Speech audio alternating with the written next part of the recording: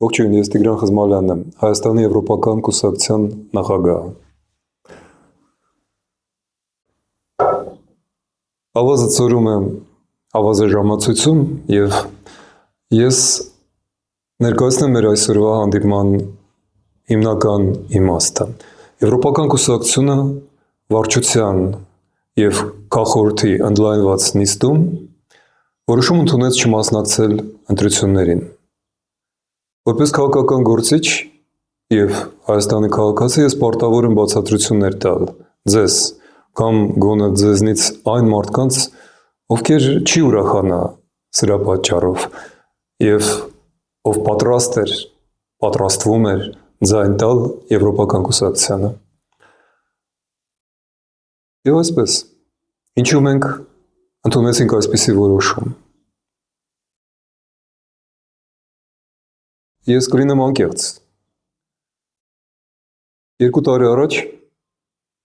Եվրոպական կուսակցությունը նախաձեռնեց Եվրադաշինք գաղափարը և մեզ միասին 3 կուսակցություններին և մի շարք հասարակական կազմակերպություններին հաջողվեց մի աննախադեպ բան, չլինելով խորհրդարանի անդամ որևէ մեկս, մենք անցկացրեցինք ստորագրավակ հանրաքվեի համար և ճիշտ հաշվարկելով միջազգային իրադարձությունները և ստեղծվող աշխարհաքաղաքական միտումները, մենք կարողացանք համոզել կառավարությանն ընդունել մեր պատրաստված, նախաձեռնված օրենքը Եվրամիությանը անդամակցելու մասին, որը ընդունվեց ազգային ժողովով երկրորդ լսումից հետո 2025 թվականի մարտի 26-ին։ Կրկնում եմ, ես համարում եմ դա և իմ կյանքի ու կյանքիս քաղաքական մասի և ընդհանրապես մեր երկրի, մեր պետականության անչափ կարևոր մի դրվագ։ Ցավով հիշեցնեմ, չնայած որ դուք երևի չեք էլ մոռացել, որ այս օրենքը փաստորեն սառեցված է և Հայաստանը վերջին ամիսներին, հատկապես օգոստոսի 8-ից հետո շրջվել է և հետընթաց է ապրում։ Իսկ եթե դատենք վարչապետի Նիկոլ Փաշինյանի վերջին հայտարարություններից, ապա մենք հայտնվում ենք մոտավորապես 2013 թվականի սեպտեմբերի 3-ին, երբ Սերժ Սարգսյանը ընդհատեց Եվրոասոցիացման արդեն սկսված և նախաստորագրված գործընթացը Պուտինի ճնշման տակ։ Փաստորեն 13 տարի անց, 2026 թվականին, Նիկոլ Փաշինյանը անում է նույնը։ Նա հայտարարում է, որ Հայաստանը դուրս չի գալու ԵԱՏՄ-ից, համենայն դեպս դա է նշանակում նրա հաջորդ օրը արված հայտարարությունը, որ այն մարդիկ, ովքեր դեմ են հայ-ռուսական ավանդական բարեկամությանը և համագործակցությանը, գործակալ են, օտարերկրյա գործակալ են։ Փաստորեն այս վերջին օրերի մեջ կուտակվեց Նիկոլ Փաշինյանի իրական Նիկոլ Փաշինյանի ամբողջ կերպարը։ Պուտինը այլևս չթողեց նրան խուսանավելու հնարավորություն, ու թեև նա ասում էր Փաշինյանը Մոսկվայում, որ մենք կմնանք այնքան ժամանակ, մինչև մեզ հարմար լինի, թեև նա ավելի շուտ ասում էր Եվրոպային, որ մենք կմոտենանք Եվրոպային այնքան, որքան Եվրոպան է ուզում, և Եվրոպան և Ռուսաստանը շատ հստակ նշեցին, որ երկու աթոռին նստել հնարավոր չի լինի։ Դա ասեց ուղիղ Պուտինը, դա ասում է Կայա Կալասը, երևի եվրոպական դիվանագետներից ամենաանկեղծը։ Եվ իսկապես, Ռուսաստանը հիմա վարում է պատերազմ ոչ միայն և ոչ այնքան Ուկրաինայի դեմ, որքան Եվրոպայի, որքան օրենքի ուժի, որքան եվրոպական քաղաքակրթության դեմ։ Եվ Եվրոպան ընկալում է Ռուսաստանին որպես թշնամի, գաղափարական և քաղաքակրթական, գաղափարախոսական և ռազմական թշնամի։ Եվ դա կատակ չէ։ Ուստի բոլոր երկրները, որոնք, ինչպես Հայաստանը վերջերս հայտարարեց Նիկոլ Փաշինյանի շուրթերով, շարունակում է և վերադառնում է Ռուսաստանի հետ ռազմաքաղաքական համագործակցությանը, փաստորեն հապկի կամ միջպետական հարաբերությունների, դրանով իսկ դառնում է Ռուսաստանի ռազմական դաշնակիցը և փաստորեն հանցակիցը, որովհետև Պուտինը միջազգային հանցագործ է և դա Հաագայի դատարանի որոշումն է և նրան Հռոմի ստատուտով պետք է ձերբակալել։ Բայց ես շեղվեցի կարծես թե, իրականում ոչ։ Ես ընդամենը ուզեցի հիշեցնել ձեզ, որ Նիկոլ Փաշինյանը, ինչ էլ նա ասի, ինչ էլ ասեն նրա մասին, ինչ էլ երգեն պալատական սազանդարները, Հայաստանին Եվրոպա չի տանում։ Նա զիջեց մի փոքր, երբ որ նրան թվաց, որ մեր պոռթկումը և ժողովրդի ոգևորության ալիքը վտանգում են նրան, և նա կեղծավոր կերպով ստիպեց իր կուսակցիներին, որոնք ավելի անկեղծ էին և դեմ էին անգամ լսումների, խորհրդարանական լսումների ժամանակ, անվանում էին դա արկածախնդրություն, ժամանակավրեպ, հայդուկություն, Ղարաբաղյան շարժման շարունակություն, դա ասվում էր եվրոինտեգրման մեր նախագծի մասին։ Հիմա նա փաստորեն այլևս չի թաքցնում իր իրական նպատակները, և այս դեպքում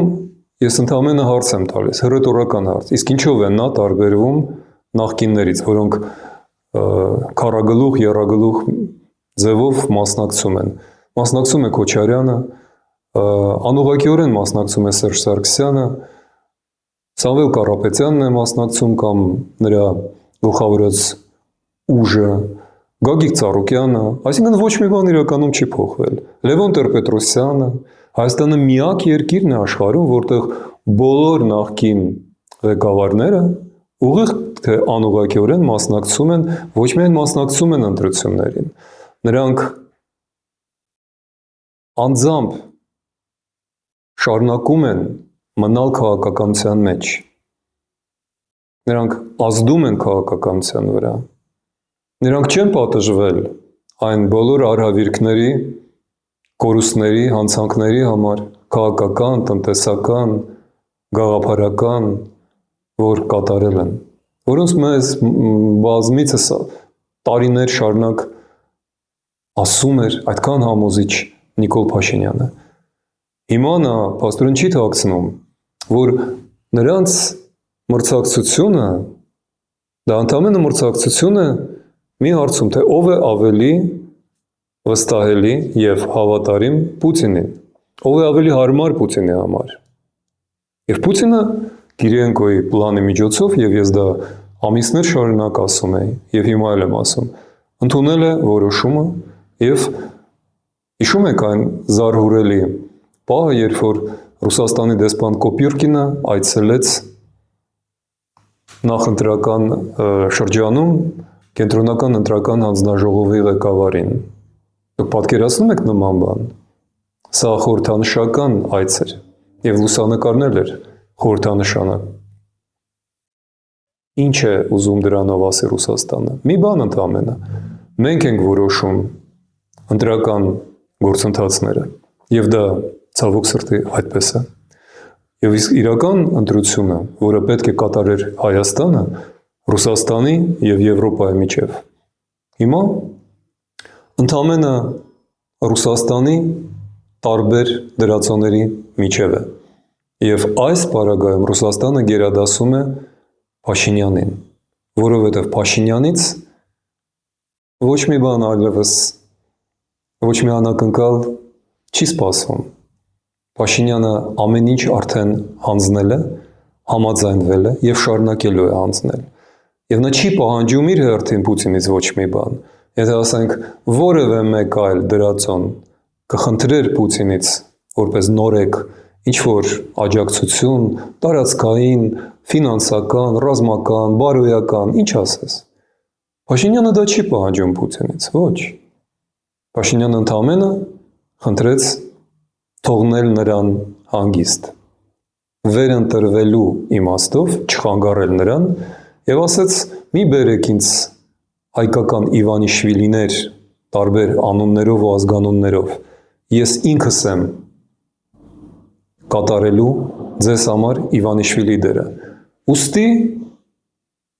Հայաստանում ընտրություն չմնաց։ Ուշադրություն դարձրեք, Հայաստանի ընտրությունները խորհրդանական են, ոչ թե նախագահական։ Նախագահական ընտրություններում մենք ընտրում ենք անձ, նայում ենք իր կենսագրությունը, այսինքն ընտրությունները անձնավորված են, իսկ խորհրդարանական ընտրություններում ընտրվում են կուսակցությունները։ Ինչ է սա նշանակում։ Դուք կարող եք որևէ կուսակցության ծրագիրը վերարտադրել, արտաբերել։ Օրինակ Հայաստանի Եվրոպական կուսակցության ծրագիրը 3 նախադասությունում, անգամ բառակապակցություններով ես կարող եմ ներկայացնել։ Առաջին քայլը դուրս բերել Հայաստանը ՀԱՊԿ-ից եւ ԵԱՏՄ-ից, ԱՊՀ-ից, այսինքն ռուսական, սովետական այդ թակարդներից։ Երկրորդ քայլը զուգահեռ դիմում տալ Եվրամիությանը անդամակցելու։ Առաջ մեր ծրագրում գրված էր նաև ՆԱՏՕ-ի մասին, բայց Եվրոպան հիմա ինքն է պատրաստում Եվրո-ՆԱՏՕ, որտեղ միգուցե չլինի Միացյալ Նահանգները եւ ակնհայտորեն չլինի Թուրքիան։ Այդ նոր ՆԱՏՕ-ի հարվածային ուժը լինելու է Ուկրաինան։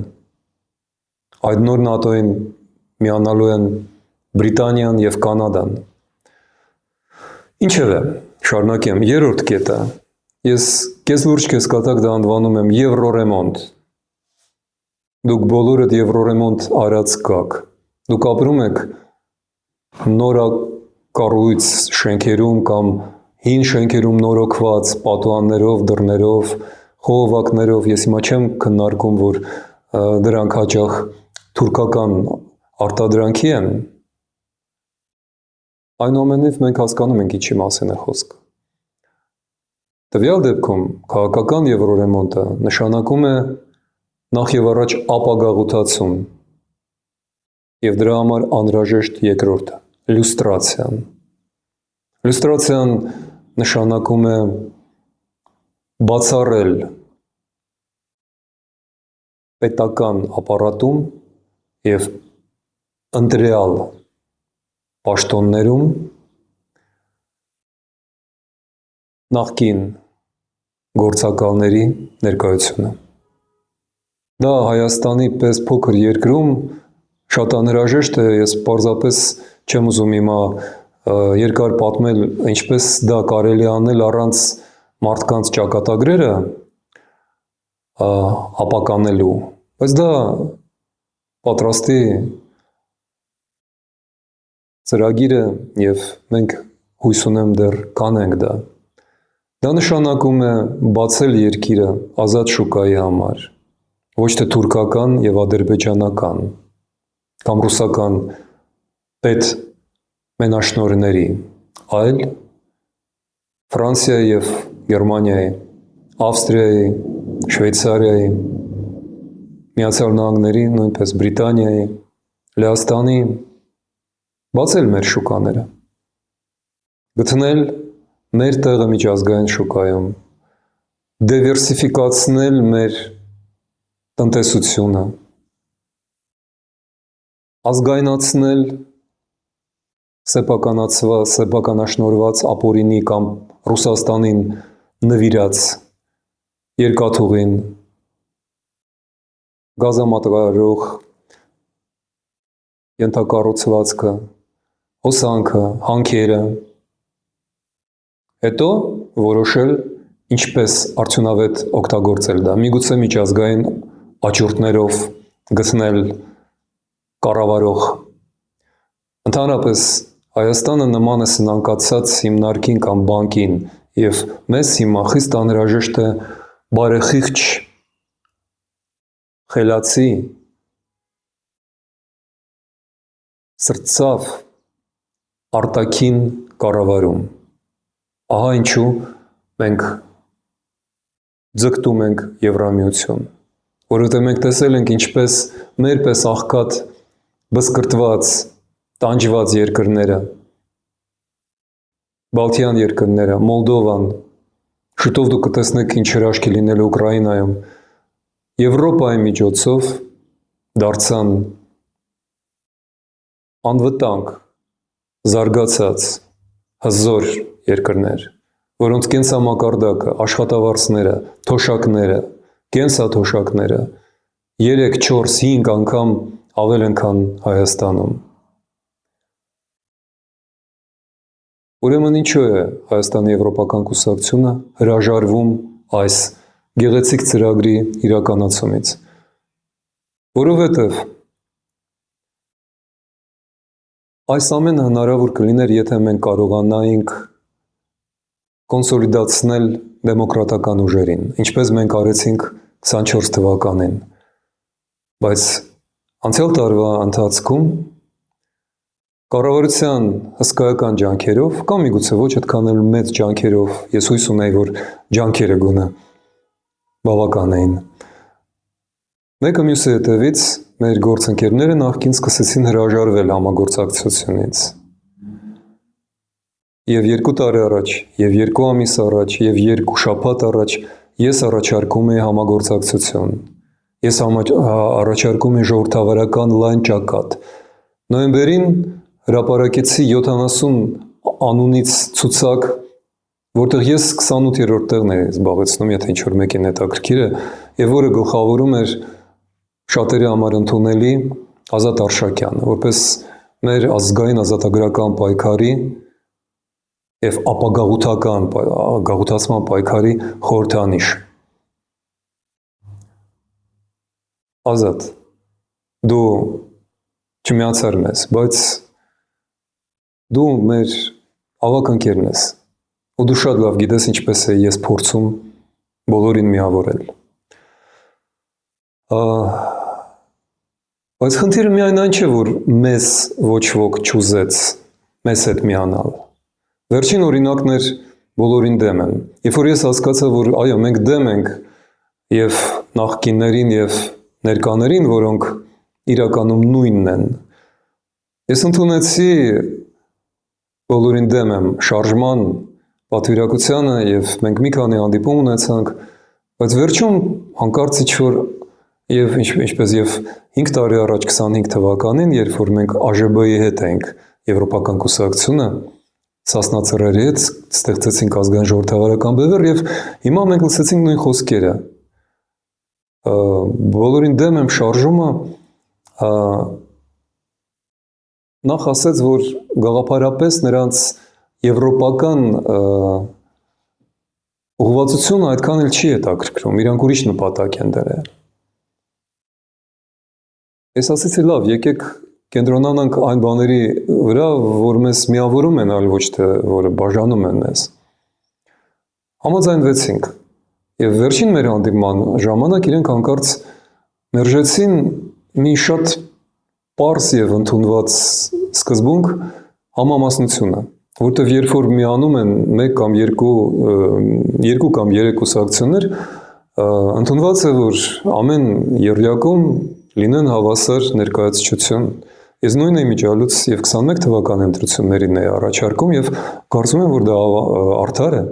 դա տրամաբանական է, դա ճիշտ է, քաղաքականապես եւ մարդկային առումով։ Բոլորին դեմ եմ ասեց, որ վերջին պահին իրանք փոխեցին իրենց մոտեցումը եւ համամասնականը չի ստացվում, այդպես որ մենք կարող ենք իրենց 45 հոգանոց ցուցակից հետո միանալ։ Այսինքն, փաստորեն դուրս հանեցին մեզ։ Ցավում եմ, որ մենք վերջին թանկարժեք օրերը կորցրեցինք այդ ծուղակը մտնելով։ Աստված նրանց հետ, տղաները երևի ինչ որ նպատակ ունեն, թող ամեն մեկը ստանա այն, ինչ ուզում է եւ ինչին արժանի է։ Բայց ամենակարևորն այն էր, որ ես տեսա ժողովրդավարական ուժերը, եվրոպամետ են նրանք կամ ոչ եվրոպամետեական չի, նրանք ամենայն դեպս ազգային էին, ազգային ազատագրական էին։ Լավ, իրանք չմիացան մեզ, իրանք չուզեցին մեզ համալրել իրենց ցուցակներում, բայց ինչու իրանք իրար մեջ չմիացան։ Այս սա է ամենազավեշտալին։ Այստեղ է, որ ես տեսնում եմ ինչ-որ անտեսանելի, բայց հստակ հասկանալի, որտեղից է աճում այդ ձեռքը, անտեսանելի ձեռքը, որը քանդեց ժողովրդավարական ուժերին։ Մենք առաջինը չենք, որ եւ առաջին անգամ չէ, որ առնչվում ենք այդ խնդրին։ Նույնը տեղի ունեցավ Վրաստանում, որտեղ միացած ժողովրդավարական ընդդիմությունը ավելի մեծ թիվ կկազմեր ընտրություններում, քան Իվանիշվիլիի կուսակցությունը։ Եվ 21 թվականին իմիջիալոց, եթե միանային այն ժողովրդավարական կուսակցությունները, որ գերադասեցին գնալ առանձին, 21 թվականին երրորդ ուժը ազգային ժողովում կլիներ ժողովրդավարական, եվրոպական, եվրոպամետ։ Դա չստացվեց։ 26 թվականին դա կրկնվում է։ Ինչու՞։ Սա ինչ զավեշտ է։ Թողնում եմ ձեզ ենթադրությունները։ Ես կուսակցության անունից լիազորված եմ հայտարարելու, որ մենք չենք ցանկանում խամաճիկի դերը խաղալ Պուտինի եւ Ալիևի այս ընտրություններում, որովհետեւ այն, ինչ կատարվելու է հունիսի 7-ին, փաստորեն, դա Պուտինի եւ Ալիևի կողմից կանխորոշված կատակերգություն է։ Մեր ընտրությունները չսկսած ավարտվում են։ Միգուցե ես շտապում եմ, հոռետես եմ, բայղուշություն եմ անում, միգուցե ես կուզեի սխալվել, բայց այն դերը, որ մեզ են հատկացրել, մեզ համար անընդունելի է։ Հայաստանում շարունակվում է օլիգարխիկ կլանների կողմից իշխանության ոչ թե բաժանում, այլ փոխանցումը միմյանց։ Մոտ 20,000 ամերիկյան դոլարի հասնող դեպոզիտը, որը կուսակցությունը մասնակցության համար պետք է տրամադրի կենտրոնական ընտրական անձնաժողովին, եւ այդ բարձր շեմը 4%-ը դա լուրջ շեմ է, դա լուրջ մասնակցության ժողովրդի դեպքում դա մի քաղաք է, 60, 70, մինչև 80,000 կարող է հասնել այդ շեմը։ Դա նշանակում է, որ իշխանությունները ոչ Սերժի օրոք, ոչ Քոչարյանի բնականաբար, ոչ էլ Նիկոլ Փաշինյանի օրոք չեն ցանկանում, որ հասարակությունը, քաղաքացիական հասարակությունը զարգանա, որ զարգանան քաղաքական կուսակցությունները։ Ես տեսնում եմ, որ իմ գործընկերների ետևից փաստորեն պետությունը մանրահոգի կերպով, ինչպես ասում են, ընկել է իրենց հետևից։ Դավիթ Սանասարյանի դեմ վերսկսվում է դատական գործը, որը նա շահել էր։ Անդրեաս Ղուկասյանի դեմ այս օրերին, առաջիկա օրերին է սկսվելու վաղուց արդեն իր վրա սարքած գործը։ Մի դատական գործընթաց, որը իմ դեմ էր մղվում 4 տարի շարունակ եւ անցյալ տարի հայցվոր կազմակերպությունը պարտվեց Առաջի Ատյանի դատարանում, այնուամենայնիվ նորից են մեզ վերադարձրել այդ գործը Վճռաբեկ դատարանի որոշմամբ։ Սա պատահական չէ, սա քաղաքականություն է, սա իշխանության կողմից մարտավորս է, սա պարզ ծրագիր է, թույլ չտալ ժողովրդավարական ուժերին մասնակցել, թույլ չտալ Հայաստանի ժողովրդին ընտրել եվրոպական ուղղվածությունը։ Հայաստանի եվրոպական կուսակցությունը պաշտոնապես զրկված է եթերային ալիքներից։ Հանրային հեռուստատեսության, մեր, նաև իմ հարկերի միջոցով աշխատող հանրային հեռուստատեսությունը անամոթաբար դեկտեմբեր ամսին անունս տալով ասեց, որ չհիշատակեք եվրոպական կուսակցությանը։ Ուրիշ եթերային ծրագրերը, որտեղ ես առաջ շաբաթը 2-3 անգամ հրավիրվում էի, փակում են մեր հնարավորությունը շփվելու ձեզ համար, ձեզ հետ։ Մեզ զրկում են գաղափարական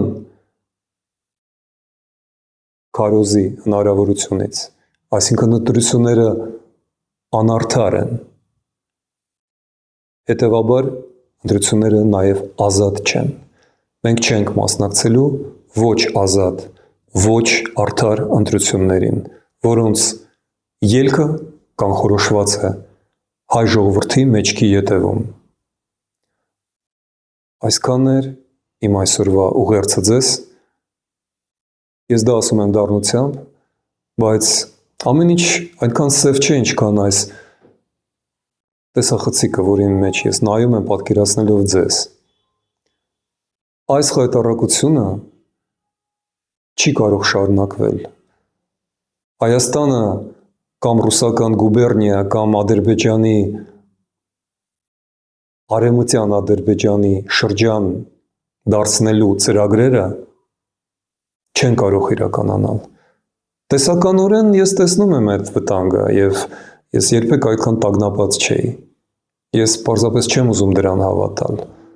Եվ մենք շարունակելու ենք մեր պայքարը դրա դեմ։ Իմ այս քայլը մեր կուսակցության այս քայլը, կներեք,